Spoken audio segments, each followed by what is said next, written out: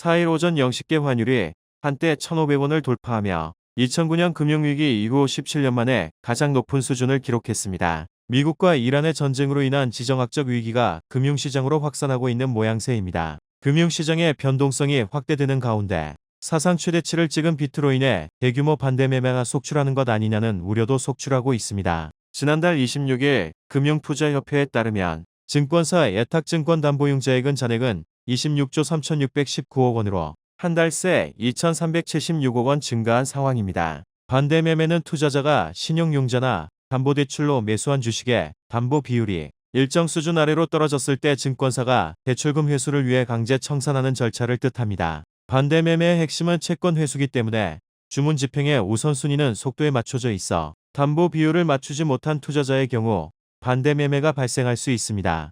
특히 증권사들은 대부분 시장가 주문 또는 최우선 매도호가 기반 주문 방식으로 청산을 진행하는데 빠르게 현금을 확보하기 위한 전략으로 호가가 두터운 종목에서는 큰 가격 하락 없이 주문이 체결될 수 있지만 호가가 얇고 매수세가 약한 종목에서는 하방 압력이 커지며 주가가 급락할 수 있습니다. 이는 주가 급락이 또 다른 계좌의 담보 부족을 유발해 추가 반대 매매를 촉발하는 연쇄 효과가 나타날 수 있어 매도 압력과 유동성 부족이 결합될 경우 체결 가격이 하한가 근처까지 밀릴 가능성도 있습니다.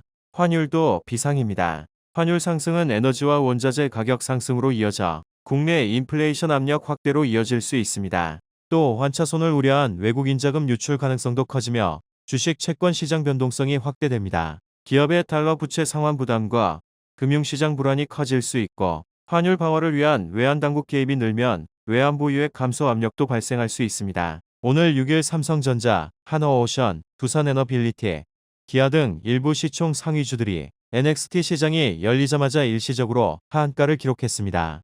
때문에 최근 증시 변동성이 확대되면서 신용거래 투자자 사이에서 반대매매 물량이 쏟아지면 증권사가 하한가로 주문을 넣는다는 우려가 확산되고 있습니다. 그러나 시장 구조상 증권사가 특정 가격, 특히 하한가로 매도 주문을 지정해 집행하는 것은 일반적인 방식이 아닙니다. 반대매매는 투자자가 신용융자나 담보대출로 매수한 주식의 담보 비율이 일정 수준 아래로 떨어졌을 때 증권사가 대출금 회수를 위해 강제 청산하는 절차입니다. 핵심 목적은 가격 극대화가 아니라 채권 회수이기 때문에 주문 집행의 우선순위는 속도에 맞춰져 있습니다. 실무적으로 증권사들은 대부분 시장가 주문 또는 최우선 매도호가 기반 주문 방식으로 청산을 진행합니다.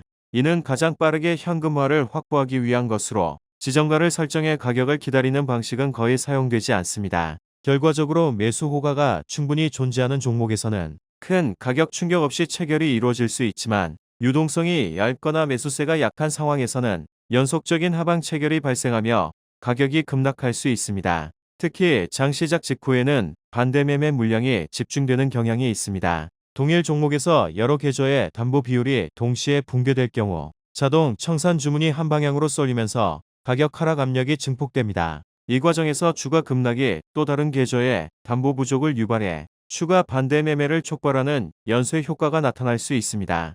이러한 매도 압력과 유동성 부족이 결합될 경우 체결 가격이 하한가 근처까지 밀릴 가능성도 존재합니다. 따라서 투자자들이 체감하는 증권사가 하한가로 던진다는 인식은 실제 주문 방식이라기보다 체결 결과에 대한 해석에 가깝습니다. 최근 개인 투자자들의 비트 규모가 30조 원을 넘어선 가운데 일부 증권사들이 신용대출을 중단하기 시작하면서 시장의 경고등이 켜지고 있습니다. 3일 한국투자증권은 증권담보대출 신규 취급을 중단한다고 밝혔습니다. KB증권도 이날부터 대출 한도를 일시적으로 제한한다고 안내했습니다. 신용융자는 투자자가 주식을 매수할 때 증권사 자금을 빌리는 방식인데 이 잔액이 급증했다는 것은 주가 상승이 현금이 아닌 부채, 즉 레버리지에 의해 떠받쳐지고 있다는 의미입니다. 문제는 증권사들이 무한정 대출을 공급할 수 없다는 점입니다. 자기 자본 대비 신용공여 한도와 금융당국 규제, 조달금리 상승 같은 제약 속에서 대출 여력이 바닥나면 신규 신용공여를 막을 수밖에 없습니다.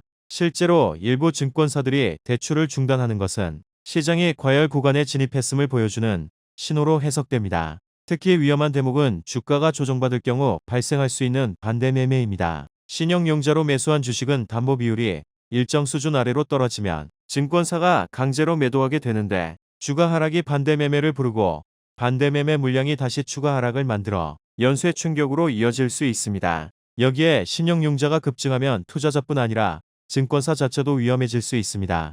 주가가 급락할 경우 담보 가치가 빠르게 훼손되면서 담보 부족 사태가 발생할 수 있고 부실 채권이 늘어나면서 증권사의 재무 부담도 커집니다. 동시에 대규모 신용 공여는 증권사 유동성 압박으로 이어질 수 있어 금융시장 전반의 불안 요인으로 확산할 가능성도 제기됩니다.